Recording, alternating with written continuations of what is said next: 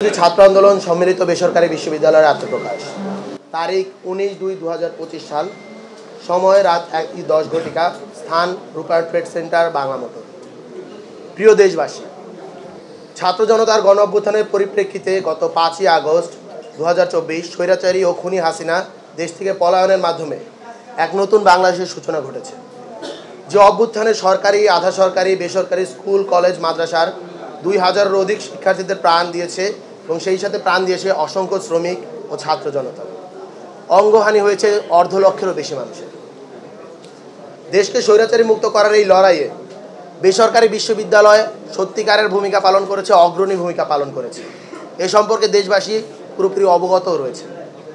রক্তঝরা জুলাইয়ে আমরা আমাদের অসংখ্য সহপাঠীকে হারিয়েছি, আমরা আমাদের ভাইকে হারিয়েছি, আমরা আমাদের বোনকে হারিয়েছি, আমরা আমাদের বন্ধুকে হারিয়েছি, আমরা আমাদের মাকে হারিয়েছি, স্বজন হারিয়েছি।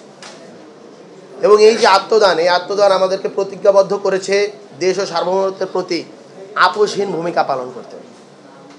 গত 26/2/2025 সালে তারিখে বেসরকারি বিশ্ববিদ্যালয় MJH মঞ্জুকে আহ্বায়ক, আতিক শাহরিয়ারকে সদস্য সচিব, ওমর ফারুককে মুখ্য সংগঠক এবং সাবিনাকে মুখপাত্র করে বৈষম্যবিরোধী ছাত্র আন্দোলন সম্মিলিত বেসরকারি বিশ্ববিদ্যালয়ের কমিটির আত্মপ্রকাশ করা হয়েছে। দেশের গণমানুষের আকাঙ্ক্ষা ও জুলাইয়ে বেসরকারি বিশ্ববিদ্যালয়ের 35 জন শহীদ সহ আনুমানিক মোট 2000-এরও অধিক যে শহীদ রয়েছেন এবং 1.5 লক্ষ আহত যারা রয়েছেন, তাদের প্রতি শ্রদ্ধা রেখে, তাদের প্রতি সম্মান রেখে এবং তারা যেই আকাঙ্ক্ষা নিয়ে এই গণ অভ্যুত্থানে অংশগ্রহণ করেছিলেন, নিজেদের রক্ত দিয়েছেন, নিজেদের অঙ্গহানি ঘটিয়েছেন, তাদের সেই আকাঙ্ক্ষাকে ধারণ করে বাংলাদেশ বিনির্মাণে বৈষম্যবিরোধী ছাত্র আন্দোলন সম্মিলিত বেসরকারি বিশ্ববিদ্যালয় নিঃস্বার্থে বাংলাদেশের স্বাধীনতা এবং সার্বভৌমত্বের প্রশ্নে কাজ করতে বদ্ধপরিকর।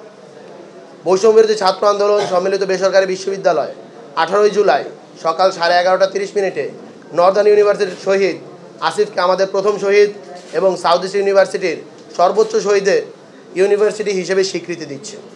সেই সাথে একটি বৈষম্যহীন, মাদক, সন্ত্রাস ও দুর্নীতিমুক্ত বাংলাদেশ গড়তে দেশের সকল মানুষের দোয়া এবং সহযোগিতা কামনা করছে। আমরা আশা করব বাংলাদেশের প্রত্যেকটি মানুষ সম্মিলিত বেসরকারি বিশ্ববিদ্যালয়ে যারা নির্বাচিত রয়েছেন তাদের পাশে থাকবেন এবং তারা যাতে একটি রাজনৈতিক গোষ্ঠী আকারে গোটা বাংলাদেশে হাজির হতে পারে এবং সেটি যাতে বাংলাদেশের মেইন স্ট্রিম পলিটিক্সে অন্তর্ভুক্ত হতে পারে, তার জন্য আপনাদের সকলের সহযোগিতা কামনা করে আজকের এই প্রেস লিস্টটি শেষ করছি। যখন সারা বাংলাদেশের পাবলিক ইউনিভার্সিটি শিক্ষার্থীগুলোকে যখন নৃশংসভাবে পেটানো হচ্ছিল, খুন করা হচ্ছিল, ওই মুহূর্তে আমরা আমাদের দায়িত্বশীল জায়গা থেকে তাদের প্রতি আমাদের যেই ভালোবাসা, সেই জায়গা থেকে আমরা কিন্তু সারা বাংলাদেশ, আপনারা জানেন রামপুরা, বাড্ডা, উত্তরা, মিরপুর সহ গুরুত্বপূর্ণ অঞ্চলগুলোতে, সিলেট এবং চট্টগ্রামে বেসরকারি বিশ্ববিদ্যালয়ের শিক্ষার্থীরা এই আন্দোলনে শরিক হয়েছিল। বেসরকারি বিশ্ববিদ্যালয়ের শিক্ষার্থীরা রাজনীতিতে ততটা দক্ষ নয়। ফ্যাসিবাদী হাসিনা ইচ্ছে করে এই মধ্যবিত্ত এবং উচ্চ মধ্যবিত্ত শ্রেণীটাকে রাজনীতি থেকে দূরে রেখেছিল, কিন্তু এই অভ্যুত্থানের ফলে এই শ্রেণী এখন রাজনীতিতে এঙ্গেজ হচ্ছে এবং তারা জাতীয় বিভিন্ন ইস্যুতে কথা বলা শিখছে। অর্থাৎ তার নিজের যেই মতামত, সেই মতামত তারা জাতীয় ইস্যুতে ইনপুট করছে। তারই পরিপ্রেক্ষিতে আপনারা জানেন যে ফ্যাসিবাদের বিলোপ এবং নতুন রাজনৈতিক বন্দোবস্তের লক্ষ্য এবং উদ্দেশ্য নিয়ে পাবলিক বিশ্ববিদ্যালয়ের পাশাপাশি বেসরকারি বিশ্ববিদ্যালয়ের শিক্ষার্থীরাও 5ই আগস্ট থেকে দীর্ঘ 6 মাস একই কাতারে কাজ করে যাচ্ছে এবং সেই কাজের লক্ষ্যে যারা নেতৃত্ব দিচ্ছে, সেই নেতৃত্ব দানকারী মানুষগুলো আজকে গণতান্ত্রিক উপায়ে বেসরকারি বিশ্ববিদ্যালয়ের প্রতিনিধিদের ভোটের মাধ্যমে আজকে তারা আহ্বায়ক, সদস্য সচিব, মুখ্য সংগঠক এবং মুখপাত্র হয়ে আপনাদের সামনে আসছে। আমি তাদের নিয়ে গর্বিত এবং তাদের নিয়ে আমি উচ্চাকাঙ্ক্ষী। তাদের কাছ থেকে বেসরকারি বিশ্ববিদ্যালয়ের শিক্ষার্থীরা অনেক কিছু আশা করছে।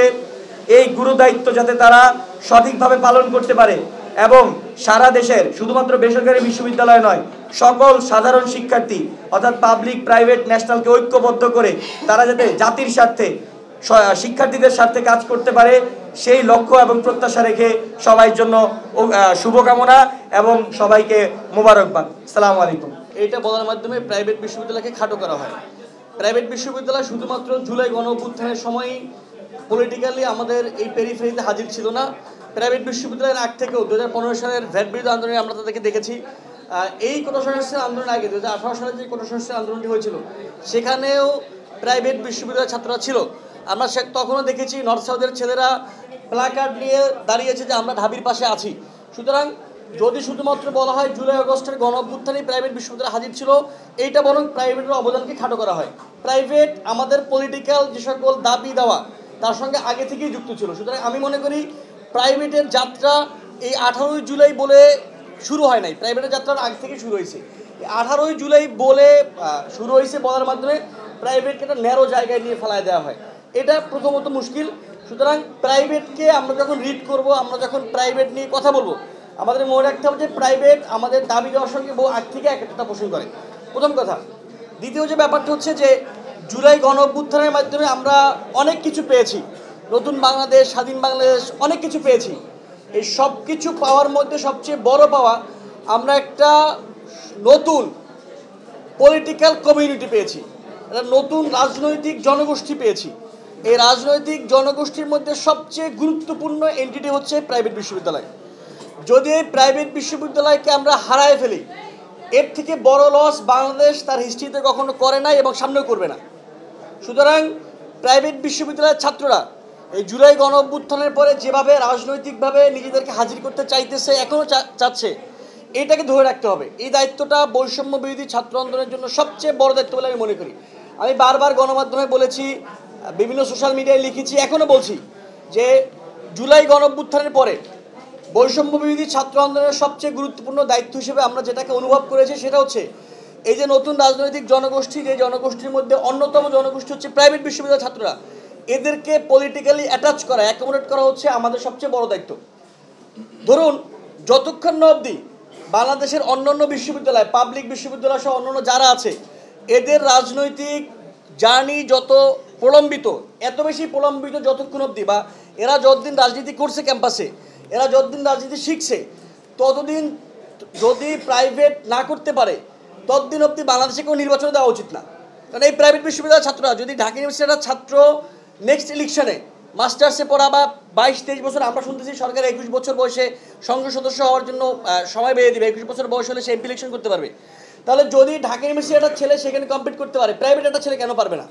তবে ঢাকা ইউনিভার্সিটির একটা ছেলে যে জার্নির মধ্যে দিয়ে আসছে, প্রাইভেটকেও সুযোগ দিতে হবে, তাদেরকে ওই প্রসেসের মধ্যে দিয়ে নিতে হবে, নেওয়ার মাধ্যমে বাংলাদেশের একটা রাজনৈতিক জনগোষ্ঠী বিল্ড আপ করতে হবে। এর আগে বাংলাদেশে কোনোভাবেই এই রাজনৈতিক জনগোষ্ঠীগুলো যারা নিজেদেরকে হাজির করতে চায়, দাবি করে, এটা বৈষম্যবিরোধী ছাত্র আন্দোলন হোক, অন্য সকল পলিটিক্যাল পার্টি হোক, তাদের এটা একটা হিপোক্রেসি। প্রাইভেটকে প্রসেসের মধ্যে না নেওয়াটা একটা হিপোক্রেসি। সুতরাং আমরা জুলাই গণ অভ্যুত্থানের মাধ্যমে অনেক কিছু পেয়েছি, সব পাওয়ার সবচেয়ে বড় পাওয়া আমরা প্রাইভেট বিশ্ববিদ্যালয়কে পেয়েছি। প্রাইভেট বিশ্ববিদ্যালয়ের ছাত্রদেরকে আমরা এখানে রাজনৈতিক জনগোষ্ঠীতে পেয়েছি, তাদেরকে এই প্রসেসের মধ্যে অন্তর্ভুক্ত করা, তাদেরকে একটা রাজনৈতিক সত্যিকারের রাজনৈতিক জনগোষ্ঠী হিসেবে গড়ে তোলা আমাদের জুলাই গণ অভ্যুত্থানের পরে সবচেয়ে প্রধান কর্তব্য। এর চেয়ে বড় কর্তব্য আর কিছু নাই।